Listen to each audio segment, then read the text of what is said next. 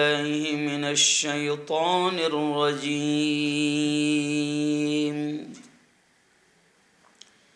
بسم الله الرحمن الرحيم.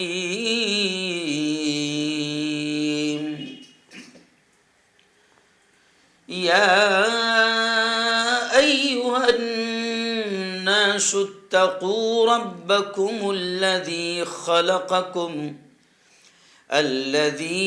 خلقكم من نفس واحدة وخلق منها زوجها وبث منهما رجالا كثيرا ونساء واتقوا الله الذي تساءلون به والأرحام إن الله كان عليكم رقيبا. وقال تعالى: وأنكحوا الأيام منكم والصالحين من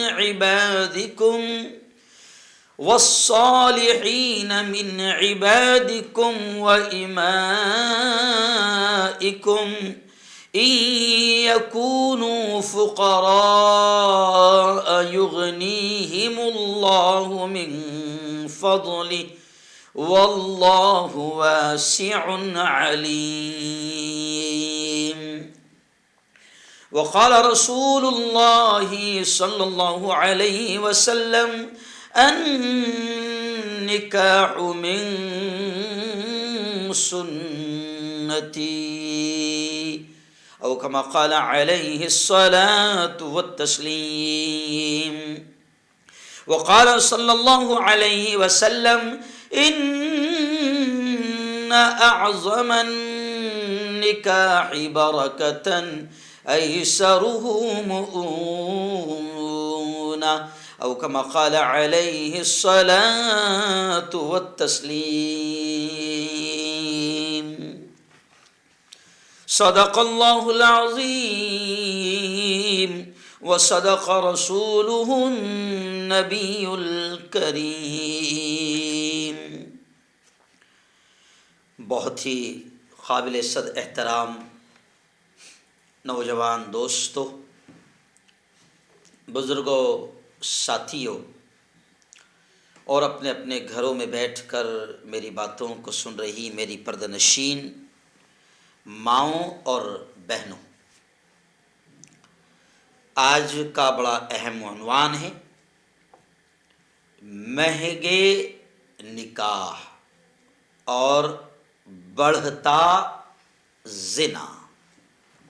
یہ عنوان ہے. پچھلے 2 ہفتے سے پچھلے ہفتے میں ہم نے حضرت شہید ٹیپو سلطان رحمۃ اللہ علیہ کی زندگی، ان کا پیغام آپ تک پہنچایا تھا.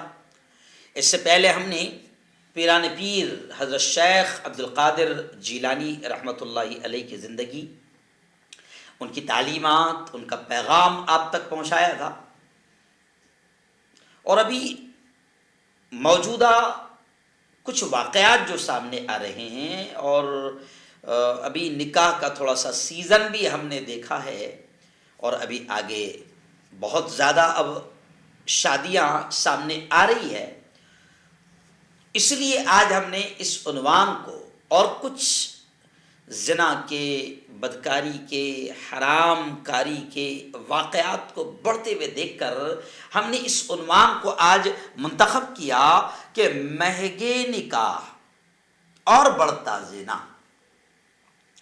یعنی آج ہم آپ کو اس تعلق سے بتانے کی کوشش کریں گے، جیسے قرآن پاک میں اللہ نے فرمایا: لا تقربوا الزنا انہ کان فاحشۃ وساء سبیلا.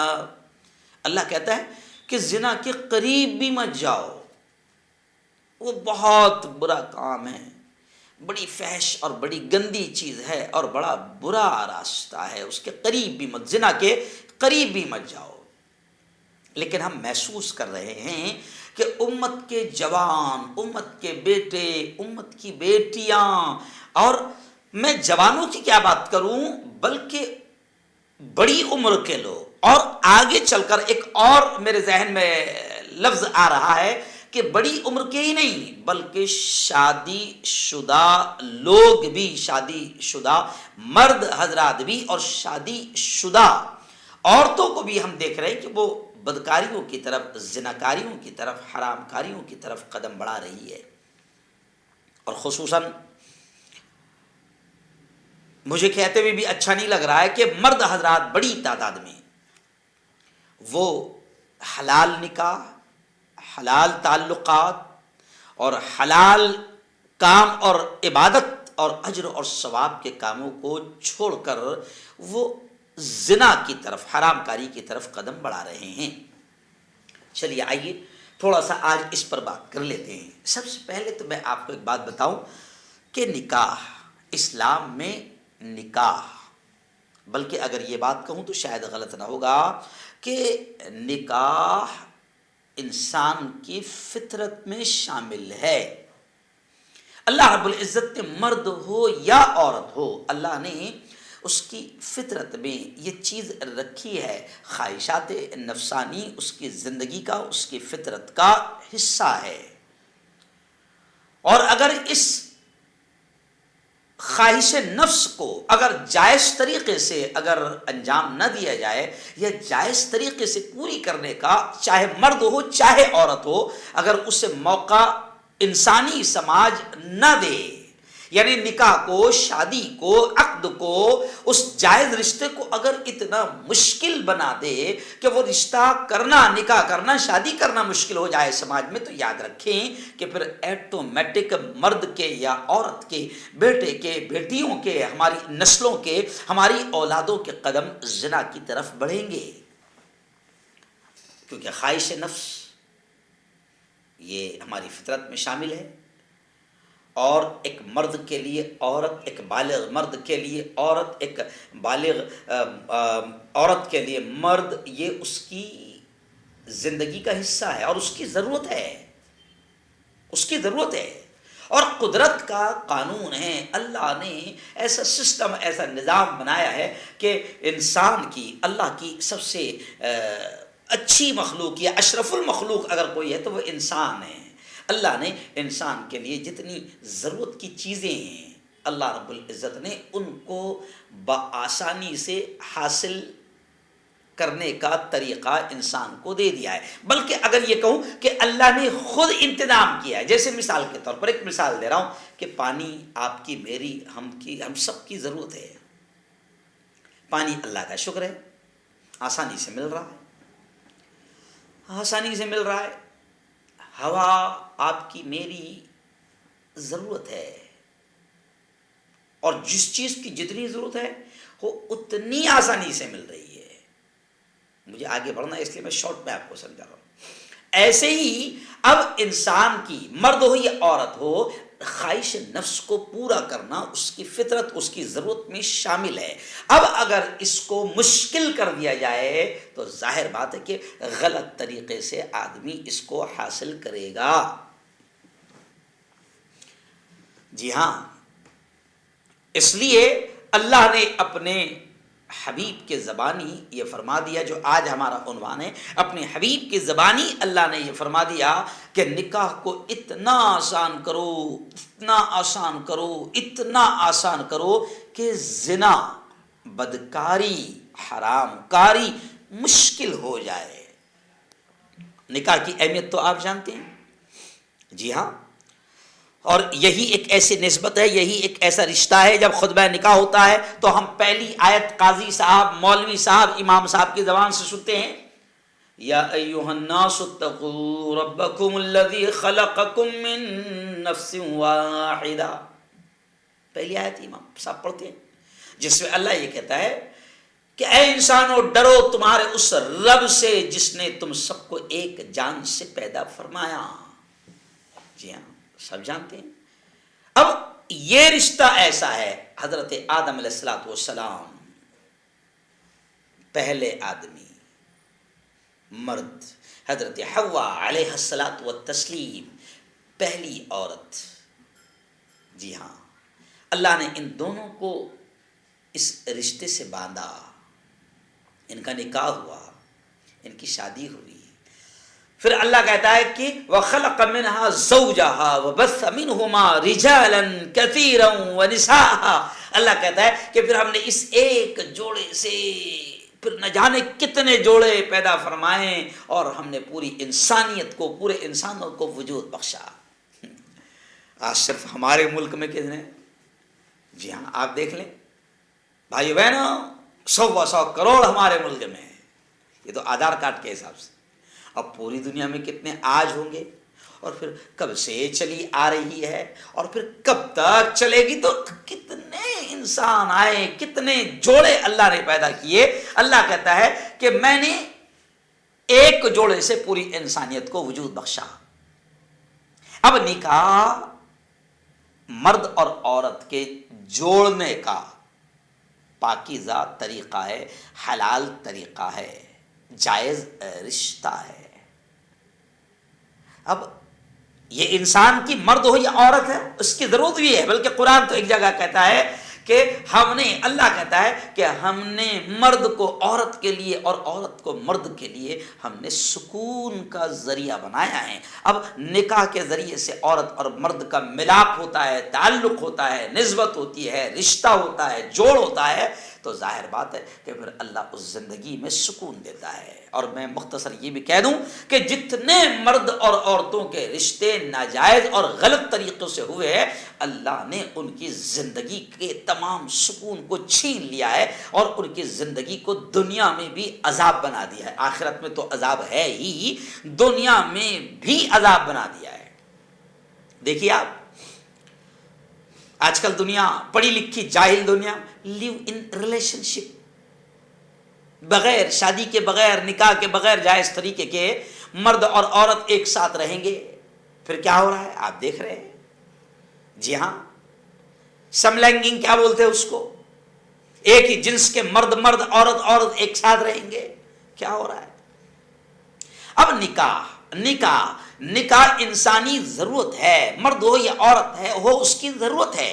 اور اب اس رشتے کو اگر مشکل بنا دیا جائے تو پھر حرام رشتے، زناکاری، حرام کاری بڑھے گی. پیارے آقا صلی اللہ علیہ وسلم نے فرمایا، کیا فرمایا؟ النکاح من سنتی، نکاح میری سنت ہے. اور اللہ کے نبی نے یہ فرمایا، ان اعظم النکاح برکتا ایسرہ مؤونا، کہ سب سے برکت والا نکاح وہ ہے جو خرچ کے اعتبار سے سب سے کم ہو، یعنی جس میں خرچہ سب سے کم ہوا ہو. نبی فرما رہے ہیں کہ سب سے برکت والا نکاح وہ ہے جس میں خرچہ سب سے کم ہوا ہو. اور نکاح کے تعلق سے اللہ بھی کہتا ہے وَأَنْكِحُوا الْأَيَامَ مِنْكُمْ، کہ اپنے کنواروں کا نکاح کرو، اپنے کنواروں کا نکاح کرو. اور ایک حدیث میں تو یہاں تک آتا ہے اربع من سنن المرسلین، کہ تمام رسولوں کی، تمام انبیاء کی 4 سنتیں ایسی رہی ہے جو تمام رسولوں کی، تمام انبیاء کی سنت رہی ہے. کیا چیز؟ الحیا، حیا تمام انبیاء کی سنت. والتعطر، خوشبو کا استعمال کرنا، جی ہاں، عطر وغیرہ تمام انبیاء کی سنت. والسواک، اور مسواک کرنا تمام انبیاء کی سنت. اور چوتھی والنکاح، اور نکاح کرنا تمام انبیاء کی سنت. جی ہاں، تمام نبیوں کی نکاح سنت رہی ہے. اور اب انسانی ضرورت ہے، اس لیے اللہ نے اپنے نبی کی زبان سے یہ کہلوا دیا کہ اس کو، نکاح کو اتنا آسان کر دو، اتنا آسان کر دو کہ زنا، حرام کاری، بدکاری مشکل ہو جائے، کہ مسلمان مرد بیٹا، مسلمان عورت بیٹی نکاح کرنے کے لیے اتنا نکاح ان کے لیے آسان ہو کہ وہ زنا اور حرام کاری، بدکاری کی طرف بالکل بھی قدم نہ بڑھا پائے، وہ یہ سوچنے پر مجبور ہو جائے کہ ہم زنا کی طرف کیوں جائیں، ہم بدکاری کی طرف کیوں جائیں، ہم حرام کاری کی طرف کیوں جائیں، جبکہ ہمارے دھرم میں، ہمارے دین میں، ہمارے اسلام میں، ہمارے مذہب میں نکاح بہت آسان ہے۔ جی ہاں، چلیے اب کتنا آسان تھا نکاح، پہلے میں یہ بتا دوں، پھر اس کے بعد بتاؤں گا کہ مہنگا نکاح کیسے ہو رہا ہے، اور پھر زنا کیسے پھیل رہا ہے، اور نکاح مشکل کیسے ہو رہا ہے۔ کتنا آسان تھا نکاح۔ میں مفتی اعظم مفتی تقی عثمانی صاحب کا ایک بیان سن رہا تھا، انہوں نے 2 واقعات صحابہ کرام کے بیان کیے، بڑے عجیب واقعے کہ نکاح کتنا آسان تھا۔ وہ کہتے ہیں کہ حضرت عبد الرحمن بن عوف رضی اللہ تعالی عنہ ایک جلیل القدر صحابی ہے، بڑے صحابی ہے، اور عشرہ مبشرہ میں سے ہیں، یعنی وہ صحابی ہیں، آپ کو معلوم ہے عشرہ مبشرہ یعنی 10 صحابہ ایسے ہیں کہ جن کو دنیا ہی میں جنت کا سرٹیفکیٹ کا اعلان ہو گیا تھا، انہیں کہتے ہیں عشرہ مبشرہ، یعنی ایسے 10 جن کو دنیا ہی میں بشارت اور خوشخبری سنا دی گئی۔ تو ایسے اب کتنے عظیم اور کتنے جلیل القدر اور کتنے بڑے صحابی ہے حضرت عبد الرحمن بن عوف، کتنے بڑے صحابی ہے۔ لیکن آتا ہے کہ حضرت عبد الرحمن کا نکاح ہو گیا۔ اب جناب والا حضور اکرم صلی اللہ علیہ وسلم کو خبر بھی نہیں، بلایا بھی نہیں۔ حدیث کے واقعات ملتے ہیں کہ بلایا بھی نہیں۔ اب میں یہاں تھوڑا رک گیا ہوں۔ ایسے ایک اور دوسرے صحابی ہے، میں تفصیل بتاؤں گا، حضرت جابر انصاری رضی اللہ تعالی عنہ، بڑے چہیتے صحابی تھے، حضور کے بڑے لاڈلے۔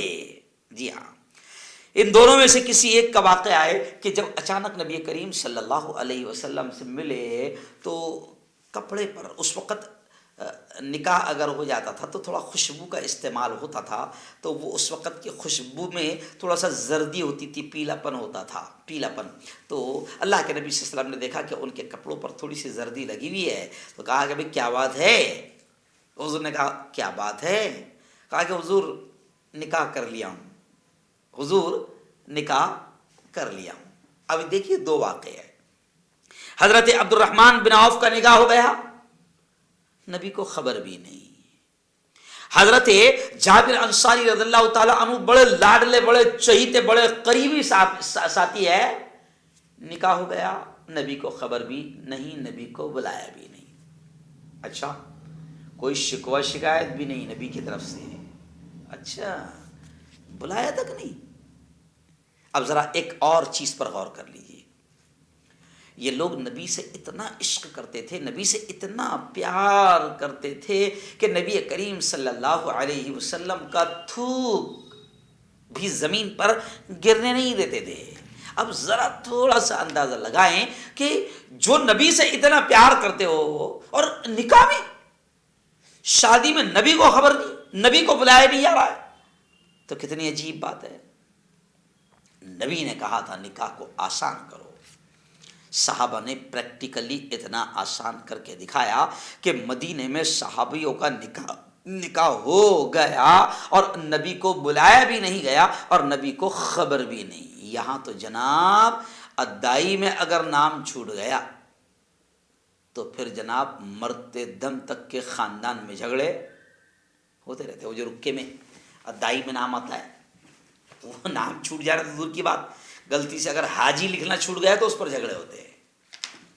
جی ہاں، اور یہ دونوں واقعات بتا رہے کہ نبی نے کہا کہ نکاح کو آسان کرو، صحابہ نے باقاعدہ نکاح کو اتنا آسان کر کے دکھایا۔ کل بھی میں ناچن کھیڑے میں میرا بیان تھا، تو وہاں پر بھی میں نے ایک اور واقعہ بتایا کہ نکاح کتنا آسان۔ میں بتا رہا ہوں آپ کو کہ ہم نکاح کو مہنگے ہم نے بنا دیا، نکاح کتنا آسان۔ ایک صحابی حضور اکرم صلی اللہ علیہ وسلم کے پاس آیا اور کہا کہ حضور نکاح کرنا چاہتا ہوں، نکاح کرنا چاہتا ہوں۔ کہا اچھا، کہا کہ مہر دینے کے لیے کچھ ہے؟ کہا کہ حضور کچھ نہیں۔ مہر دینے کے لیے کچھ نہیں. اب یہاں پر تھوڑا سوچئے، حضور نے یہ نہیں کہا کہ پورے گاؤں کا کھایا تھا، پورے رشتہ داروں کا کھایا تھا، کھلانے کو ہے گوشت مانڈا، دال چاول، بریانی ہے کچھ کھلانے کے لیے. ہر علاقے میں الگ الگ شادیوں کا کھانا ہوتا ہے. تو یہ نہیں پوچھا، بلکہ یہاں ایک سوال کیا مہر دینے کے لیے کچھ ہے. اس سے پتہ یہ چلتا ہے کہ نکاح میں اصل ہے مہر. کیا ہے؟ مہر. وہ بھی مرد کی طرف ہے. یہ پوچھا، دوسرا اور کچھ نہیں. کہا کہ نہیں ہے. تو ایک حدیث میں واقع ملتا ہے کہ ایک صحابی سے حضور نے کہا التمس ولو خاتما من حدید، جاؤ ڈھونڈ کے لاؤ، چاہے وہ لوہے کی انگوٹھی ہی کیوں نہ ہو، ڈھونڈ کے لاؤ اور وہ مہر میں دے دینا، وہ مہر میں دے دینا. تو وہ مہر کون دیتا ہے؟ مرد دیتا ہے. اب یہاں الٹا ہو گیا، لوہے کی انگوٹھی سونے کی ہو گئی اور یہ نہیں دے رہا، یہ نہیں دے رہا، دلہن والے اس کو دیں گے دولہے کو. تو کتنا الٹا ہو گیا. ایک چیز یہ، ایک صحابی آئے کہا کہ حضور نکاح کرنا چاہتا ہوں. کہا کہ اچھا. کہا کہ مہر دینے کے لیے کچھ ہے؟ کہا کہ حضور کچھ نہیں ہے. تو حضور پاک صلی اللہ علیہ وسلم نے پوچھا کہ اچھا کچھ آیتیں تو قرآن کی یاد ہیں؟ کہا کہ ہاں حضور کچھ آیتیں قرآن کی یاد ہے. تو کہا کہ ٹھیک ہے کوئی بات نہیں، جو آیتیں تم کو یاد ہے وہ اپنی بیوی کو جس سے تمہارا نکاح ہوگا اس کو یاد کروا دینا، یہ تمہارا مہر ہو جائے گا. یہ ہے نکاح. صحابہ کرام کے نکاح ہوئے، عاشقان رسول کے نکاح ہوئے اور نبی کو بلایا گیا نہیں، نبی کو خبر نہیں. اتنا سادگی میں نکاح ہو گیا کہ مدینے میں نبی کو خبر نہیں ہے. اچھا اس وقت ایسا بھی نہیں تھا کہ چلو بھائی مدینہ بامبے کے جیسا تھا، بہت بڑا، دلی کا جیسا تھا کہ دوسرے کونے میں نبی رہتے ہوں گے اور عبد الرحمن بن عوف صحابی، وہ جابر انصاری صحابی، وہ جو دوسرے کونے میں رہتے ہوں گے تو اتنا ٹائم نہیں ملا یا نکاح ہو گیا خبر بھی نہیں ہوئی. اتنا بھی بڑا مدینہ نہیں تھا. لیکن صحابہ نے نکاح کو آسان کر کے دکھایا کیونکہ وہ ہماری طرح نبی کے چھپری ڈپلیکیٹ اور جھوٹے عاشق نہیں تھے. ابھی تو عاشقوں کا نکاح کیسے ہو رہا ہے سب کو معلوم ہے. مسلمانوں کے نکاح کیسے ہو رہے ہیں کہ اس کا نکاح اگر بستی میں ہو رہا ہے تو پوری بستی 3-4 دن تک کے پریشان ہیں اس کے ناچ گانوں سے، اس کے ڈھول تاشوں سے اور اس کے ڈی جے اور اس کے بینڈ باجوں سے. پورے پڑوسی پریشان ہیں. میں نے اپنی آنکھوں سے دیکھا ہے اور کانوں سے سنا ہے کہ کچھ لوگوں کے جب ڈی جے بجتے ہیں شادیوں کے تو پڑوس کی کچھ عورتیں اور بوڑھے جن کو ہارٹ کی بیماری ہے، جن کو تکلیف ہے، وہ بددعا دیتے ہیں، مگر نیچ لوگوں کو منع نہیں کر سکتے ہیں کیونکہ نیچ کو اگر منع کرنے جائیں گے تو جھگڑے ہوں گے. جی ہاں. اور ظاہر بات ہے کہ جب لوگوں کی بددعائیں تم لے رہے ہو نکاح کے وقت میں، دھوم دھام شور شرابہ ڈی جے اور بینڈ باجے بجا کر لوگوں کی بددعائیں لے رہے ہو، بزرگوں کی بوڑھوں کی بددعائیں لے رہے ہو، ہارٹ کے جو پیشنٹ ہے بیمار ہیں ان کی بددعائیں لے رہے ہو، تو پھر تمہاری زندگی میں نکاح کے بعد سکون کیسے آ سکتا ہے؟ ہو ہی نہیں سکتا ہے. چلیے آئیے. تو نکاح اتنا آسان تھا. جی ہاں. اور صحابہ نے کر کے دکھایا. اور آج کیا ہو گیا کہ ہم نکاح کو مشکل بناتے جا رہے ہیں، جبکہ نکاح میں کوئی فارمیلٹی اسلام میں رکھی ہی نہیں گئی ہے. مفتی تقی عثمانی صاحبی نے آگے بیان میں یہ تک کہ کہا ہے کہ اللہ نے انسان کی فطرت اور انسان کی ضرورت کو خیال رکھتے ہوئے نکاح کو اتنا آسان بنا دیا. بلکہ اور دیگر بڑے علماء کے بیانات میں سن رہا تھا تو انہوں نے ایک بڑی بات کہی کہ دوسرے مذہبوں کے نکاح اور شادیوں پر غور کرو کہ کتنے مشکل ہے ان کے نکاح اور ان کی شادیاں، اور اسلام کے نکاح پر غور کرو کہ اسلام نے نکاح کو کتنا آسان بنایا. عیسائیوں کے یہاں پادریوں کے بغیر نکاح نہیں ہوگا. عیسائیوں کے یہاں جب تک کہ دولہا دلہن پادری کے پاس نہیں جائیں گے، چرچ میں نہیں جائیں گے، ان کی شادی نہیں ہوگی. جی ہاں. ڈاکٹر اسرار صاحب نے یہ کہتے ہوئے ایک بڑی پیاری بات کہی، بہت پیاری بات کہی ہے کہ عیسائیوں کے یہاں شہزادہ ہو کہ پرنس ہو کہ وزیر اعظم ہو کہ سی ایم ہو، عیسائیوں نے اپنے چرچ کی، یعنی ان کی مسجد کی، مسجد سمجھو ان کا، اپنے چرچ کی اور اپنے پادری اپنے مولانا کے وقار کو باقی رکھا ہے، عزت کو باقی رکھا ہے۔ وقت کا پی ایم اور سی ایم بھی بن جائے اگر عیسائی، اور پرنس ہو، بادشاہ ہو، آپ دیکھو کہ دولہا دلہن کو شادی کرنے کے لیے چرچ میں جانا پڑے گا، وہاں پر، اور پادری سے ملنا پڑے گا، اس کا وقت لینا پڑے گا، اور اس کو اس کی فیس دینا پڑے گا، تب جا کر اس کا نکاح ہوگا۔ اور ہمارے یہاں تو ہم نے دیکھا ہے کہ بیچارہ مولانا 1.5-2 گھنٹے سے بیٹھے لے رجسٹر بھر کے منڈپ میں، پتہ چلا دولہا آیا ہی نہیں ابھی تک کے۔ ہم جبکہ نبی نے کہا کہ نکاح کا اعلان کرو اور وجعلوہ فی المساجد، نکاح کو مسجدوں میں کرو، مسجد میں نہیں کر رہا ہے کیونکہ اس کو جھوٹی شان دکھانا ہے، اس کو ناچ گانا کرنا ہے، اس کو 10-12 کیمرے لگوانا ہے۔ جی ہاں، اس کے نکاح میں نیتاؤں کو بلا کر اس کو اپنی شان دکھانا ہے۔ تو یہ نبی کی بات پر عمل کرتے ہوئے، جبکہ نکاح کس کی سنت؟ نبی کی سنت ہے، اس کے باپ کی سنت نہیں ہے، نبی کی سنت ہے۔ تو نبی کی سنت کو نبی کے طریقے پر کرے گا تو زندگی میں سکون آئے گا۔ آج پریشانی کیوں ہو رہی ہے؟ نکاح اور شادی کے بعد بھی اس کی وجہ یہ ہے کہ نکاح تو کر رہا ہے لیکن اس کے باپ کی سنت، اس کی ماں کی سنت، اس کے خالو کی سنت، اس کے پھوپھا کی سنت، اس کی جھوٹی شان، سب کچھ اس میں شامل ہے۔ اور جھوٹی شان دکھانے کے لیے پھر بیاج پر پیسے لے رہا، قرضے لے رہا اور نکاح کر رہا اور جھوٹی شان دکھا رہا پوری برادری کو، پورے گاؤں کو، پورے شہر کو، اور بڑی بڑی ہوٹلوں میں اور بڑے خرچ والے نکاح کر رہا۔ جبکہ پیارے آقا صلی اللہ علیہ وسلم نے فرمایا کہ سب سے برکت والا نکاح وہ ہوگا جس میں خرچہ سب سے کم ہوا ہوگا، وہ برکت والا نکاح ہے۔ اب ایسا نہیں کرے گا تو پھر زندگی سے سکون تو ختم ہوگا۔ چلیے آئیے، اب نکاح بہت آسان تھا، ہم نے اس کو مشکل بنایا۔ اور اسلام میں کتنا، آپ غیروں کے نکاح دیکھو، بیچارے کتنے پریشان ہو جاتے ہیں۔ جی ہاں، کنڈلی نکالنا، پھر کنڈلی کے بعد میں پھر شادی کی بھی تاریخ پنڈت نکالے گا، پھر پنڈت کے بغیر نکاح ہوگا نہیں۔ عیسائیوں کے ہاں چرچ میں جائے بغیر، پادری سے ملے بغیر، پادری کی فیس دیے بغیر نکاح شادی ہوں گی ہی نہیں۔ جی ہاں، اور اسلام میں کتنا آسان نکاح، مسجد بھی جانے کی ضرورت نہیں، یہاں تک کہ وہ جو خطبہ نکاح امام پڑھتا ہے نا، وہ بھی فرض اور ضروری نہیں ہے۔ دلہن، 2 گواہ، دولہا کہے میں نے قبول کیا، 2 گواہ ہو، دلہن کہے میں نے قبول کیا، یا دلہن کہے پوچھے کہ بھئی کیا آپ کو قبول ہے میرا رشتہ، میرا نکاح، دولہا کہے ہاں میں نے قبول کیا، قصہ ختم۔ نہ پبلک، نہ مسجد، نہ گوشت مانڈا، نہ دال چاول، نہ بریانی، نہ تہاری، کچھ نہیں، کچھ نہیں ہے۔ نکاح اسلام میں اتنا آسان ہے، اور جیسے میں نے 2-3 واقعات صحابہ کے سنایا کہ نکاح کو ایسے آسان نبی کے عاشقوں نے کر کے دکھایا، پریکٹیکلی، عملی طور پر۔ اور نبی نے کہا کہ نکاح آسان ہوگا، زنا مشکل ہوگا، اور نبی نے حکم دیا کہ نکاح کو اتنا آسان کر دو کہ زنا، بدکاری، حرام کاری مشکل ہو جائے۔ آج کیا ہو رہا ہے سماج میں، چاہے میں صرف مسلمانوں کی بات نہیں کر رہا ہوں، ہر سماج کی بات کر رہا ہوں کہ نکاح مشکل ہو گیا، شادی مشکل ہو گئی، تو اب کیا ہو رہا ہے؟ زنا عام ہو گیا۔ جی ہاں، لیو ان ریلیشن شپ، ریپ ہو رہے ہیں، مرڈر ہو رہے ہیں، قتل ہو رہے ہیں، بیٹیاں محفوظ نہیں ہیں۔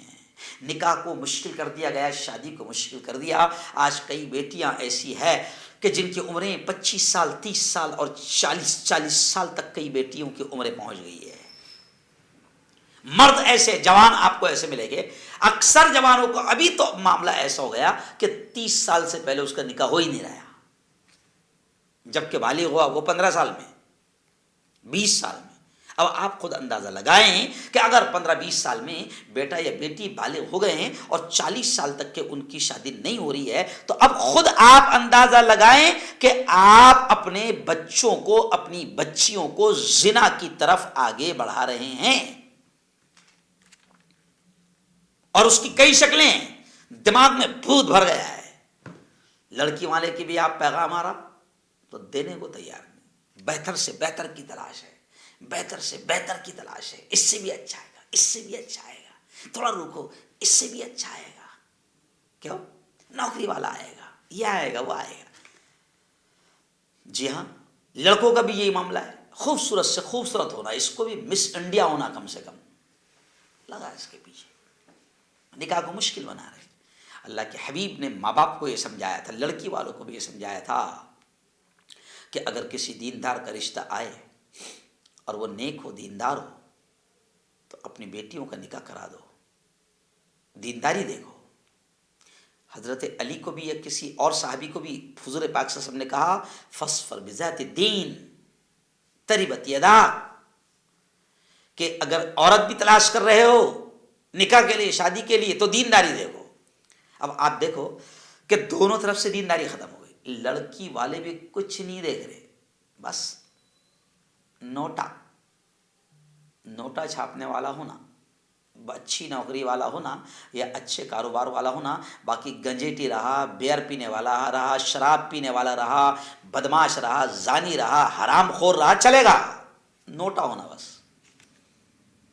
پھر شادیاں ہو جا رہی ہے، کروڑ پتی کو لڑکی دیا، شادیاں ہو رہی، اور پھر 1 مہینے کے بعد میں علماء کے پاس میں دعاؤں کے لیے جاتے ہیں. مفتی صاحب، بچی کی زندگی میں سکون نہیں ہے. اس کا شوہر تو کئی عورتوں سے اس کے تعلقات ہیں، کئی لڑکیوں سے اس کے تعلقات ہیں. مفتی صاحب، مولانا صاحب، دعا کرو. داماد جس کو لڑکی دیا کروڑ پتی تو ہے، مگر شراب پیتا ہے، سگریٹ بہت پیتا ہے. وجہ ہے تو نے صرف کروڑ پتی تلاش کیا تھا. دینداروں کے رشتے، نیک جوانوں کے رشتے تیری بیٹی پر آئے تھے، تو نے نہیں دیا. تیرے پاس ایک ہی چیز ہے، لیول، پیسہ. جی ہاں، لڑکی دینے والے بھی یہی سوچ رہے ہیں. اور آج کل لڑکے بھی ایسے نکمے ہو گئے کہ وہ سوچتے ہیں کہ بس رشتہ کوئی ایسی جگہ ہو جائے کہ اپنوں کو بیکنگ ہو جائے. جی ہاں. اور شادیوں کو پھر ہم نے اتنا مشکل بنا دیا. اب آؤ، اب میں مہنگے نکاح ہو گئے، مہنگے، اس پر آ رہا ہوں کہ ہم نے شادیوں کو اتنا مشکل بنا دیا کہ اب زنا آسان ہو گیا، حرام کاری، بدکاری آسان ہو گئی. اور مجھے کہتے ہوئے شرم آ رہی ہے، بہت برا لگ رہا ہے. آج ہی میں نے ایک رپورٹ پڑھا، آج ہی ایک خبر پڑھا، اور کسی باہر ملک کی نہیں ہے، ہمارے اپنے ملک کی ہے.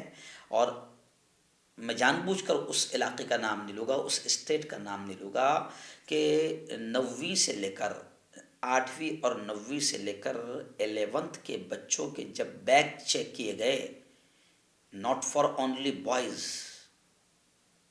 مجھے اچھا نہیں لگ رہا، کہتے ہوئے کیا کہوں، لیکن زنا بڑھ گیا. جب بیگ چیک کیے گئے تو ان کے بیگ میں کنڈوم نکلے ہیں. یہ آج کی رپورٹ ہے، آج کی تازہ خبر ہے.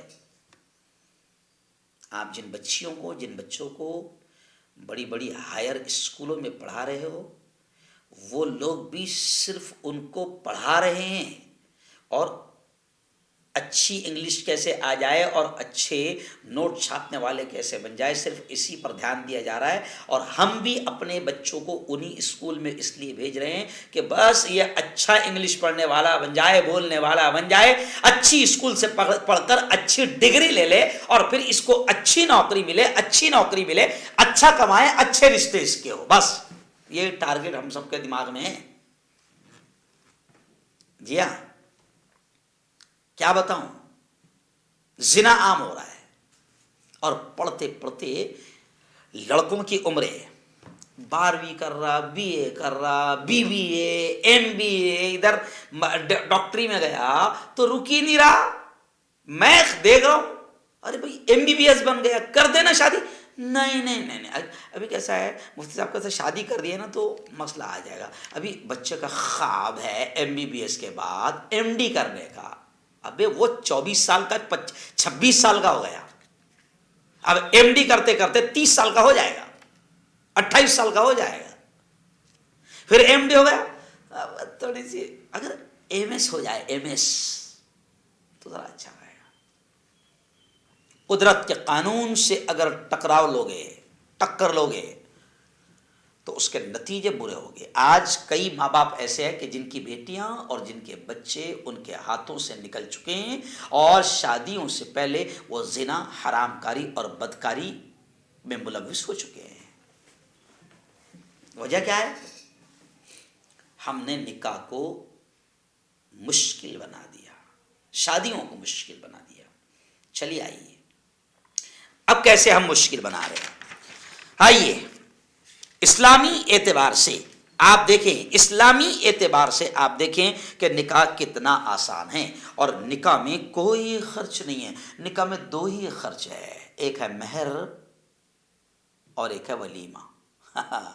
اچھا دونوں پر غور کرو کہ دونوں کس کے اوپر ہے؟ مرد کے اوپر ہے. مہر کون دیتا؟ مرد دے گا. اچھا مہر بھی مشکل نہیں ہے. مہر کے بارے میں بھی یہ کہا کہ مرد اپنی طاقت کے اعتبار سے مہر دے. ختم. جتنی طاقت ہے اتنے مہر دے. تو وہ مشکل کام نہیں ہوا. ایسے ہی ولیمہ، ولیمہ کس پر ہے؟ مرد پر ہے. اور نبی پاک صلی اللہ علیہ وسلم نے ولیمے کو بڑی اہمیت دی اور پیارے آقا صلی اللہ علیہ وسلم نے کہا ہے کہ اولم ولو بشاتن، ولیمہ کرو چاہے وہ بکری کا بچہ ہی کیوں نہ ہو. یعنی ولیمے کو اہمیت دی ہے.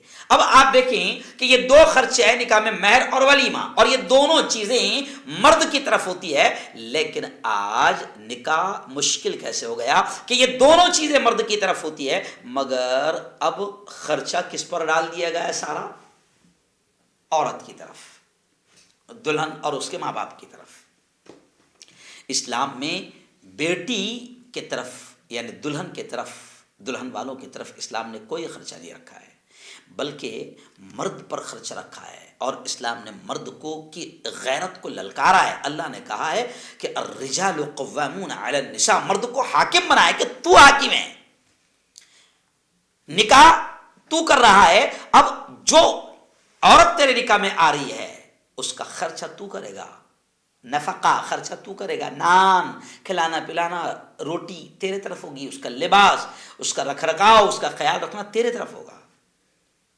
یہ مرد سے کہا سب کچھ تیرے طرف ہوگا. لیکن ابھی تو مرد کیا کر رہا؟ نہیں نہیں نہیں، میں جس پلنگ پہ سوؤں گا وہ بھی سسرے کا ہوں گا. شرم نہیں آتی اس بھکاری کو. وہ جو پلنگ پہ سو رہا ہے وہ بھی لڑکی نے لے کر آئی ہے، سسرے نے دیا ہے نا. جس فریج سے ٹھنڈا پانی پیوں گا وہ بھی سسرے گا. جس کولر کی، جس اے سی کی ہوا کھاؤں گا وہ بھی سسرے گا. نکاح کے وقت جو ڈریس پہن کے بیٹھوں گا وہ بھی سسرے گا. جی ہاں، جو انگوٹھی ہاتھ پہ رہے گی وہ بھی سسرے گی. جو جوتے رہے گے، جوڑا رہے گا پورا کے پورا نیچے سے لے کر اوپر تک، وہ بھی سسرے گا. جس منڈپ پہ بیٹھوں گا وہ بھی سسرے گا اور کھاؤں گا بھی سسرے گا. بے غیرتی ہے، بے شرمی ہے. اسلام نے تو یہ کہا کہ جو لڑکی دے رہا ہے اس کا تم پر احسان ہے کہ 18 سال 15 سال 20 سال 22 سال تک وہ اپنی لڑکی کو پال رہا ہے، پوس رہا ہے، بڑی کر رہا ہے، لکھا رہا ہے، پڑھا رہا ہے، تربیت کر رہا ہے. اور پھر اپنے لخت جگر اور نور نظر کو وہ تجھ پر بھروسہ کر کے تیرے نکاح میں دے رہا ہے. اس کا احسان کہ وہ تجھے دے رہا ہے. لیکن کیا کرے، غیروں کے ساتھ رہتے رہتے غیروں کی چیزیں ذہن بن گیا، غیروں کی چیزیں رسم و رواج آ گئے. اب نکاح آسان تھا مشکل بنا دیا ہے نا. اب مشکل اور کیسے ہو گیا؟ نکاح میں، نکاح کے دن کوئی کھانا ہی نہیں تھا، کھانا ہی نہیں تھا. ولیمہ تھا. اور ولیمہ کب ہوگا؟ جب دلہن دلہے کے گھر پہنچ جائے گی اور ان کی ملاقات ہوگی، اس کے بعد جو کھانا کھلایا جائے گا ولیمے کے نام پر وہ ولیمہ ہوگا. اب ادھر کھانا تھا ہی نہیں، لیکن یہاں تو جناب وہ کیا کیا کھا رہا ہے. بارات آئیں گی، ہماری بارات، اور بارات کو ناشتہ بھی ہونا، ناشتے میں 2-3 آئٹم ہونا. اچھا ایک عجیب بات ہے، چلو ٹھیک ہے، اگر بارات 100 200 300 کلومیٹر سے آئی رات بھر کا سفر کر کے تو صبح آئی تو ایک اخلاقی تھوڑا فرض بن جاتا ہے کہ چلو ان کو چائے ناشتہ کرا دیا جائے. لیکن اب تو ناشتے کا ایسا رواج چلا کہ کل ہم لوگ تھے مفتی افضل صاحب, مولانا عبد الرحمن بلی صاحب, ہم لوگ گاڑی میں, کیونکہ کل میرا اسی پر بیان تھا یہاں سے 50 کلومیٹر, تو انہوں نے گاڑی میں کہا مفتی افضل صاحب, مولانا عبد الرحمن صاحب نے, کہ مفتی ہارون ناشتے کا ایسا رواج بن گیا کہ جلگاؤں سے جلگاؤں میں بارات آ رہی تو بارات کو آئیں گی بارات تو ان کو پہلے ناشتہ دینا ہے. بھوکے کے پیٹ کے, کیا بھوکا آیا وہاں سے گھر سے؟ تو اقصا نگر کی اقصا نگر میں آ رہی بارات تو ان کو ناشتہ ہونا پہلے. اسلام پورے سے کاٹا پھیل میں جا رہی تو ناشتہ ہونا ان کو پہلے. بھکاری لڑکی کے یہاں کھانا ہی نہیں ہے اسلام میں, اور تو ناشتہ بھی ٹکا رہا وہاں پہ ہے نا, اور ناشتہ بھی ایسا ہونا ویسا ہونا, اور کھانا بھی ایسا ہونا ویسا ہونا. کئی واقعات ایسے آئے ہیں کہ شادیاں ٹوٹی ہے صرف ناشتے میں صحیح ناشتہ نہیں دیا گیا تھا اور کھانا صحیح نہیں دیا گیا تھا. شادیاں ٹوٹی ہیں, نکاح ٹوٹے ہیں, رشتے ٹوٹے ہیں, ہو کر ٹوٹے ہیں, طلاقیں ہوئی ہے. مسلمان نکاح کو مشکل کر رہا ہے.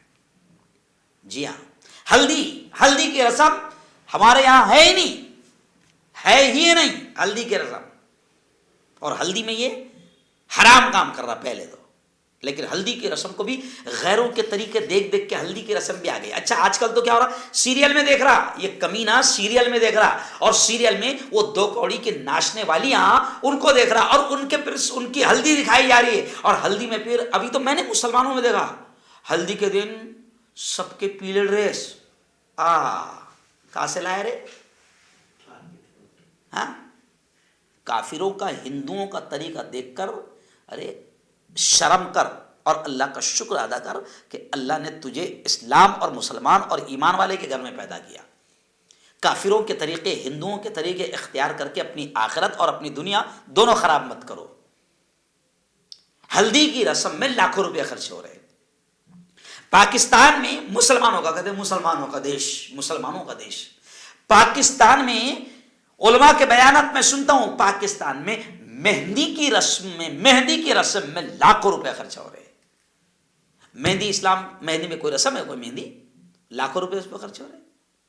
ہلدی کا کھانا الگ دیا جا رہا, ہلدی کی رسم میں لاکھوں روپے خرچ ہو رہے. تو نبی پاک صلی اللہ علیہ وسلم نے نکاح کو آسان بنایا تھا, تم نکاح کو مشکل کرتے جا رہے ہو. اور آج ایسی کئی بیٹیاں جن کے نکاح نہیں ہو پا رہے کیونکہ ان کے ماں باپ کے پاس اتنا پیسہ نہیں ہے کہ وہ اپنی بیٹیوں کا نکاح کر سکے. جہیز اسلام میں ہے ہی نہیں.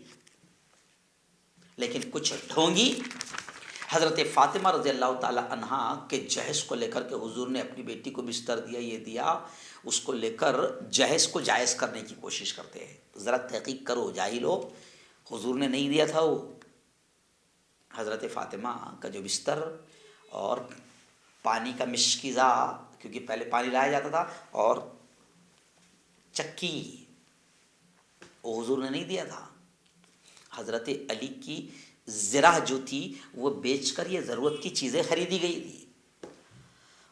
اور آج جہیز کے نام پر آپ دیکھو کتنا تماشا ہو رہا ہے. ہر چیز ہر وقت بڑھتی جا رہی ہے چیزیں. پہلے صوفہ سیٹ نہیں ملتا تھا, اب صوفہ سیٹ بھی مل رہا. پہلے پنکھا نہیں ملتا تھا, اب کولر مل رہا. اب کولر کا بھی زمانہ گیا, اب تو اے سی بھی دیا جا رہا. جہیز بڑھتا جا رہا, جہیز کی لسٹ بڑھتی جا رہی ہے. کچھ علاقوں میں تو باقاعدہ گاڑیاں دی جاتی ہے. اچھا عجیب چیز, ہنسی کی بات ہے, گاڑی دینا ہے, جھوٹی شان دکھانا ہے تو نہیں دینے کی طاقت نہیں. تو میں نے میری آنکھوں سے دیکھا کہ سیکنڈ کار دیا مگر دیا. جی ہاں, اللہ کا شکر ہے میرے بھائیوں, نکاح کو آسان کرو. الحمدللہ ابھی ہمارے علاقے پھر بھی بچے ہوئے. میں نے یو پی اور بہار اور حیدرآباد اور دکن اور نوابوں کی علاقوں کی شادیاں, لکھنؤ کی شادیاں, بھکاریوں کی شادیاں میں نے دیکھا ہے. ایک ہفتہ تک کھانے چلتے ہیں, ادھر کے رشتے دار آ رہے, ادھر کے رشتے دار آ رہے, اور دیکھنے کے لیے, ارے باپ رے, پہلے دیکھنے کے لیے آ رہے, اپنے یہاں بھی چل رہا ہو, دیکھنے کے لیے آ رہے 50, پھر دیکھ کے گئے, پھر پسند آ گئی تو پھر پیسے دینے کے واسطے الگ آ رہے. جی ہاں. اچھا بہن بھائی کا رشتہ ہو رہا, مطلب بہن اور بھائی سمدھی سمدن بن رہے ہیں, تب وہاں گھر دیکھنے کی کوئی ضرورت نہیں, مگر پھر بھی 50 ادھر کے آ رہے, 50 ادھر کے آ رہے, جیسا کبھی دیکھے نہیں تھے. حرام کام کر رہے ہو۔ جو نکاح اللہ نے، اللہ کے نبی نے آسان بنایا تھا، اس کو تم فارمیلٹی داخل کر کے ہلدی اور مہندی اور چھلا اور چھٹی کیا کیا ہے وہ سب بیچ میں گھسیڑ کر نکاح کو مشکل کر رہے ہو۔ یو پی بہار کے کچھ علاقے میں تو حال یہ ہو گیا کہ بچی اگر پیدا ہو گئی تو ان کا ٹینشن شروع ہو جاتا کہ بچی پیدا ہوتے ہی ان کو بینک میں پیسہ جمع کرنا شروع کر دینا پڑتا ہے تاکہ بچی کے جہیز کا انتظام ہو سکے۔ بچی کا پیدا ہونا مشکل ہو گیا، مشکل ہو گیا۔ اس لیے آپ دیکھو کہ بیٹیوں کا قتل کیا جا رہا ہے نا، ماں باپ کیا ہو رہا ہے، گورنمنٹ لاکھ اعلان کرتی ہے کہ حمل گرانا جرم ہے، سزا ہوگی، جرمانہ ہوگا، مگر ڈاکٹروں کے ہاسپٹل بھرے ہوئے ہیں اور باقاعدہ سونوگرافی میں حمل چیک کیے جا رہے ہیں۔ جیسے ہی دکھتا ہے کہ حمل لڑکی کا ہے، پریگنینسی لڑکی کی ہے، تو فوراً ماں باپ خود اس کا قتل کر دیتے ہیں، یعنی حمل کو گروا دیتے ہیں۔ اور لڑکی کا پیدا ہونا مشکل ہو گیا کیونکہ اس کو پالنا پوسنا اور اس کی شادی کرنا، تو اب کیا ہوا کہ کچھ علاقوں میں انبیلنسنگ ہو گئی کہ وہاں لڑکیاں کم ہو گئی ہے کیونکہ لوگ لڑکی پیدا ہی نہیں ہونے دے رہے ہیں، لڑکی پیدا ہی نہیں ہونے دے رہے ہیں، انبیلنسنگ ہو گئی ہے۔ اس لیے میرے بھائیوں، نکاح آسان ہوگا تو زنا مشکل ہوگا۔ اب آخری بات میں مسلمانوں سے کہہ رہا ہوں کہ مسلمانوں، ہمیں غیرت اور ہمیں شرم آنی چاہیے کہ ہم جہیز وغیرہ دے کر اور جہیز وغیرہ کو بڑھا کر باقاعدہ نکاح کو مشکل کر رہے ہیں۔ آخری ایک واقعہ بڑا عجیب واقعہ ہے، جہیز کا بڑا عجیب واقعہ ہے۔ ایک بہت بڑے شاعر تھے، بہت بڑے شاعر، میر تقی میر، جن کا مشہور شعر ہے، میں جب پڑھ رہا تھا تو میری بیٹی درخشہ فاطمہ نے کہا کہ ابو جی میر تقی میر نا ہم کو پڑھایا گیا ہے ان کے بارے میں، ان کا ایک مشہور شعر ہے، ہم کو سلیبس پہ پڑھایا گیا۔ درخشہ فاطمہ نے کہا، تو میں نے کہا کیا بیٹا مشہور شعر ہے؟ اب مجھے بھی وہ شعر یاد تھا لیکن مجھے یہ یاد نہیں تھا کہ ان کا ہی شعر ہے۔ تو میری بیٹی نے کہا کہ ابو جی ہم کو پڑھایا گیا ان کا شعر مشہور۔ تو میں نے کہا کون سا؟ تو کہا کہ پتا پتا بوٹا بوٹا حال ہمارا جانے ہیں، جانے نہ جانے گل ہی نہ جانے باغ تو سارا جانے ہیں۔ بڑا مشہور شعر ہے۔ تو ان کا بڑا دردناک واقعہ ہے جہیز کا، سنو بہت دردناک واقعہ ہے۔ میر تقی میر بڑے عالم بھی تھے، بڑے شاعر بھی تھے، مگر مفلس تھے، غریب تھے۔ بیٹی کا نکاح کرنا تھا۔ اب رسم و رواج کے مطابق، کیونکہ کچھ علاقوں میں جیسے یو پی بہار میں وہ کتنا ہی بڑا عالم ہو، مفتی ہو، سماج میں اس کو رہنا ہے، تو بیٹی کا اگر اس کو نکاح کرنا ہے تو گاڑی وغیرہ کا انتظام بھی کرنا پڑے گا، جہیز کا انتظام کرنا پڑے گا، لاکھوں روپے خرچ کرنا پڑے گے۔ بڑے سے بڑا شیخ الحدیث بھی اس سے بچا ہوا نہیں ہے کیونکہ اس کو لڑکی کے نکاح کروانا ہے۔ اب میر تقی میر بڑے عالم تھے، بڑے شاعر تھے، لیکن مفلس تھے، غریب تھے۔ آخر بیٹی کا نکاح کرنا تھا، قرض لیا لوگوں سے اور جیسے تیسے اپنی بیٹی کا نکاح کر دیا، جہیز وغیرہ ساری چیزیں دے دی، بیٹی کو رخصت بھی کر دیا۔ شوق میں سنا رہا ہوں میں، بیٹی کو رخصت بھی کر دیا، بیٹی چلی گئی، اپنے سسرال میں رہ رہی ہے۔ اب کچھ دنوں کے بعد جن لوگوں سے قرض لیا تھا وہ سب کے سب اب میر تقی میر سے مانگنے لگے ہیں، قرض کا تقاضا کرنے لگے ہیں، اپنا دیا ہوا پیسہ واپس مانگنے لگے۔ میر تقی میر بڑے پریشان ہو گئے۔ میرے استاد مولانا نعیم صاحب مفتاحی اورنگ آباد میں جامعہ اسلامیہ کاشف العلوم کے استاد محترم اورنگ آباد کے، وہ اس واقعے کو بڑے پیارے انداز میں اور بڑے جذباتی انداز میں بیان کرتے ہیں۔ اب نکاح ہو گیا، بچی چلی گئی، اب ابا نے بڑی محنتوں سے قرض لے کر بچی کو جہیز کا انتظام کیا اور نکاح کروا دیا۔ کچھ دنوں کے بعد قرض والے قرض مانگنے آ گئے، جب دینے کی طاقت پیدا نہ ہوئی تو باپ نے یعنی میر تقی میر نے اپنا گھر بیچ دیا اور کرائے کے مکان پر چلے گئے اور اپنا گھر بیچ کر لوگوں کے قرض دیے۔ کچھ دنوں کے بعد جب بچی کو حالت پتہ چلی کہ میرے ماں باپ کا تو حال یہ ہو گیا ہے کہ میرے ماں باپ کو میرے ایک نکاح کے لیے اپنا گھر بھی بیچنا پڑا اور لوگوں کے قرض دینے پڑے۔ بیٹی بڑی غیور تھی، بڑی حساس تھی، بڑی نرم طبیعت کی تھی۔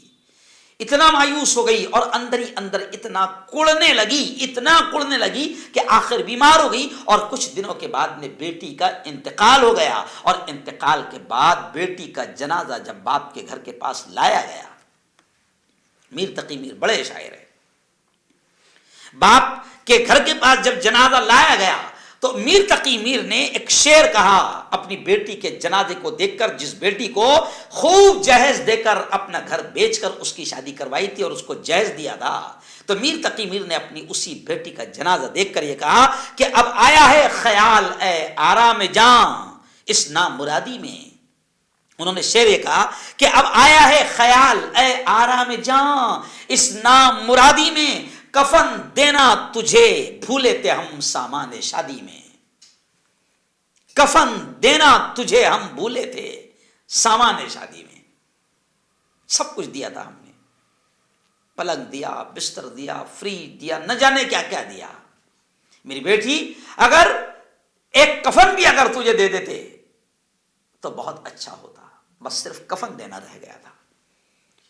جہیز لینے والے بھکاریوں، جہیز لینے والے بے شرموں، میں نے کل عورتیں بھی تھی میرے بیان میں، تو میں نے کہا کہ عورت ہی اصل عورت کی دشمن ہے، کیونکہ جو بیٹی جہیز لے کر نہیں آتی ہے یا کم لے کر آتی ہے تو عورت ہی اس کو تانا دیتی ہے، ساس اس کو تانا دیتی ہے، دولہے کی بہنیں نندیں اس کو تانا دیتی ہے، اور پھر پوری زندگی اس کے لیے عذاب بن جاتی ہے.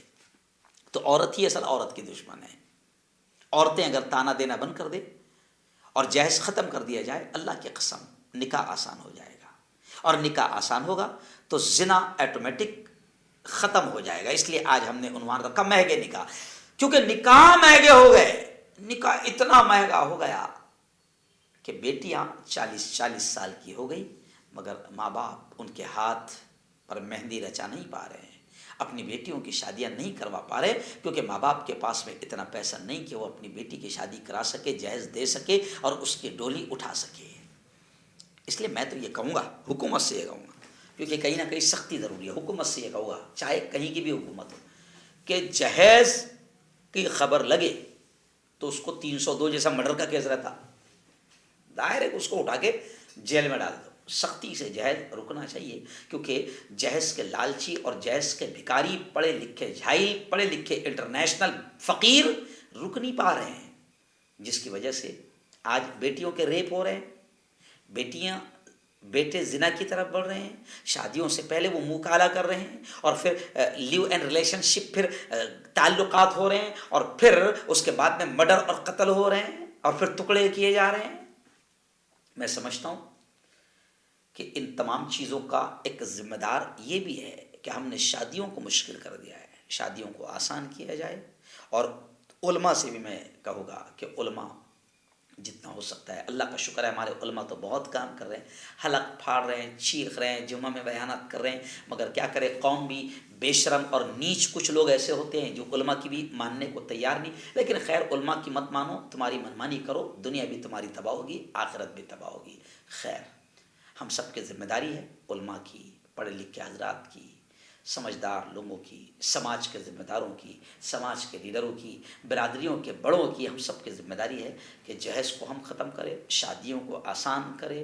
جی ہاں، شادیوں کو جتنا ہو سکتا ہے آسان کرے، مہنگی شادیوں کو اوائڈ کرے، وہاں نہ جائیں، ان کی زینت نہ بنے. جتنا ہو سکتا ہے شادیوں کو، نکاح کو آسان کرے، کیونکہ نکاح آسان ہوگا تو زنا ختم ہوگا. اور نبی پاک صلی اللہ علیہ وسلم نے یہی کہا ہے کہ نکاح کو اتنا آسان کر دو کہ زنا مشکل ہو جائے. اللہ تعالی ہم سب کی اور پوری امت کی حفاظت فرمائے. اللہم انت السلام و منک السلام، تبارک ربنا و تعالیت یا ذا الجلال والاکرام. اللهم صل على سيدنا وشفيعنا وحبيبنا ومولانا محمد وعلى آل سيدنا ومولانا محمد وبارك وسلم.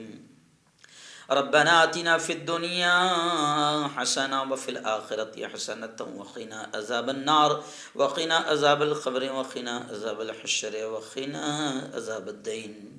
اللهم احفظنا من كل بلاء الدنيا وعذاب القبر وعذاب الآخرة. مولا ہم سب کے تمام گناہوں کو معاف فرما. میرے مولا ہم سب کی تمام خطاؤں کو، تمام لغزشوں کو معاف فرما. رب دو جہاں رات کے اندھیرے میں دن کے اجالے میں میرے مولا جانے میں انجانے میں جو کچھ بھی چھوٹے بڑے گناہ ہوئے ہیں محض اپنے فضل سے اپنے کرم سے معاف فرما میرے مولا تیری محبت تیرا پیار تیرا عشق تیری دوستی ہم سب کو نصیب فرما تیرے نبی کا سچا عشق تیرے نبی کی سچی محبت ہم سب کو نصیب فرما میرے مولا ان بیانات کے ذریعے سے تیرا پیغام تیرے نبی کا پیغام امت تک پہنچانے کی کوشش کر رہا ہوں میرے مولا تو میری اس خدمت کو میری اس محنت کو قبول فرما میرے مولا تو ہی جانتا ہے کہ کتنی محنت کرنا پڑتی ہے تو ہی جانتا ہے میرے مولا یہ لوگوں کو تو خبر بھی نہیں ہے کہ ایک بیان کرنے کے لیے کتنی محنت کرنا پڑتی ہے میرے مولا تو ہی جانتا ہے بس تجھ ہی سے میں فریاد کر رہا ہوں کہ میری اس محنت کو تو قبول فرما اور اس کا دنیا آخرت دونوں جہاں میں اس کا بہتر بدلہ بہتر صلہ نصیب فرما میرے مولا نکاح جو تیرے حبیب کی پیاری سنت ہے رب دو جہاں تو نے تیرے نبی نے اسے آسان بنایا ہے میرے مولا امت کو سمجھنے کی توفیق نصیب فرما جو مالدار اور جو جھوٹی شان دکھانے کے لیے نکاح کو مشکل بنا رہے ہیں اور مہنگی مہنگی شادیاں کر رہے ہیں اور امت کے لیے مصیبت بنا رہے ہیں نکاح کو مشکل بنا رہے ہیں میرے مولا ایسے جھوٹوں کو اور ایسے مالداروں کو بھی میرے مولا تو توفیق اور ہدایت نصیب فرما میرے مولا تیرے نبی نے کہا ہے کہ نکاح کو اتنا آسان کرو کہ زنا مشکل ہو جائے زنا حرام کاری بدکاری مشکل ہو جائے میرے مولا امت کے ہر فرد کو یہ سمجھنے کی توفیق نصیب فرما آج میرے مولا نکاح مشکل ہو گیا تو کئی بیٹیاں ایسی ہے جو 25 30 اور کچھ بیٹیاں تو 40 سال کی ہو گئی ہے ان کی شادیاں نہیں ہو پا رہی ہے ان کے نکاح نہیں ہو پا رہے کیونکہ ان کے ماں باپ کے پاس اتنا روپیہ پیسہ نہیں ہے کہ وہ اپنی بیٹیوں کی شادی کر سکے کیونکہ جہیز اس سماج میں بڑھ گیا ہے معاشرے میں بڑھ گیا ہے